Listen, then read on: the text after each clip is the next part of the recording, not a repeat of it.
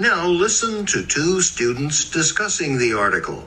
Hey, it's nice that they're going to do this. It's not a bad idea, but do you think it'll accomplish what they're hoping? Sure.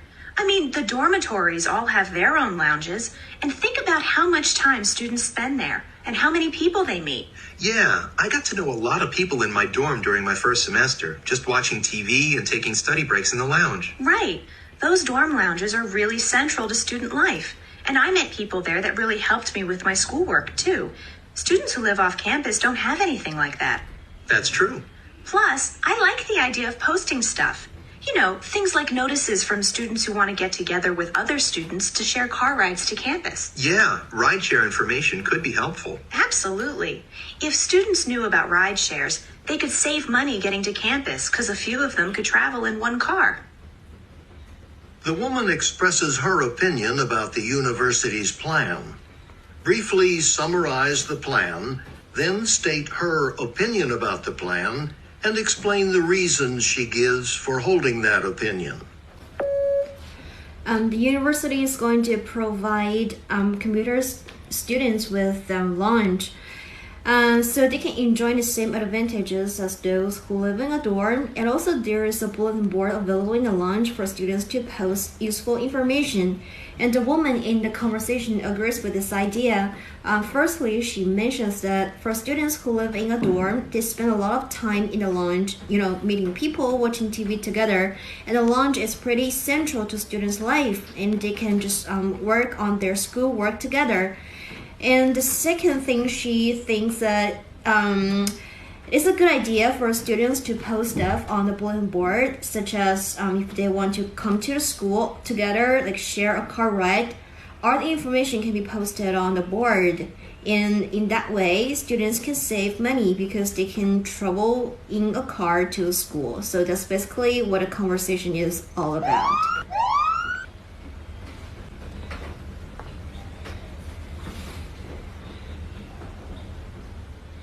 Now listen to part of a lecture in a biology class. I know some scientists who are observing snakes in the wild, and they witnessed an encounter of this sort between two rattlesnakes. As you may know, rattlesnakes eat various kinds of small animals that live underground, in burrows, in little holes in the ground. And what these scientists saw was these two rattlesnakes had found the same hole, and both wanted to eat whatever food was in that hole. So what happened was the two rattlesnakes faced each other, and then they lifted their bodies into an upright position and made themselves as tall as possible. And then they started pushing each other, kind of wrestling with one another, each snake trying to gain control of the other snake.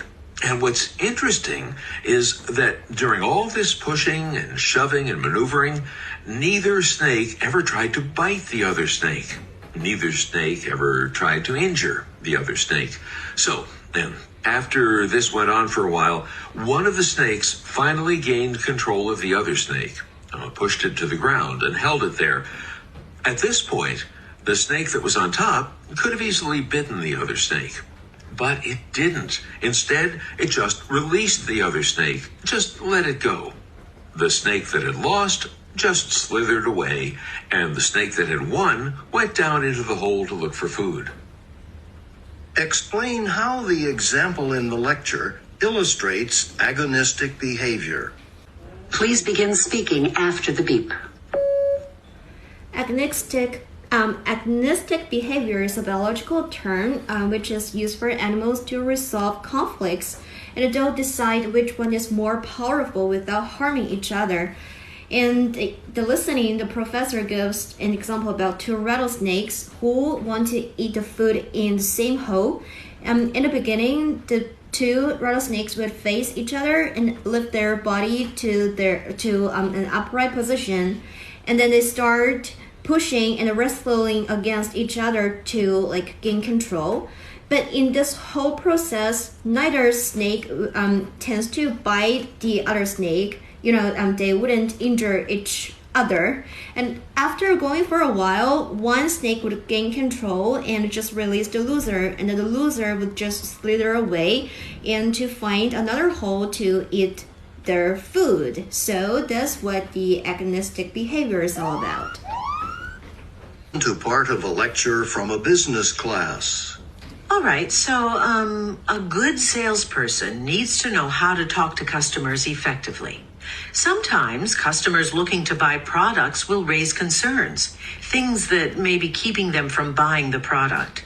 And salespeople stand a much better chance of selling their products if they can effectively address these concerns. Let's look at a couple of strategies they use to address customers' concerns.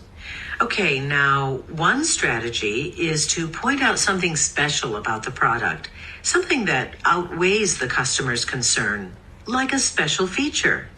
Like, say a customer's in an electronics store and a salesperson's showing her a portable laptop computer. The customer expresses a concern, saying the computer's expensive.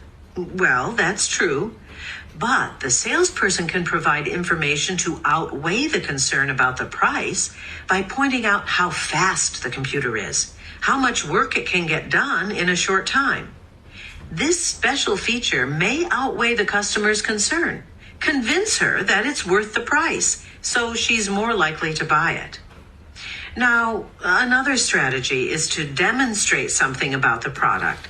Actually use the product in front of the customer in response to a concern. Going back to the electronics store example, say the customer raises concerns about whether the laptop is portable enough, that it looks like it would be difficult to pack up and carry.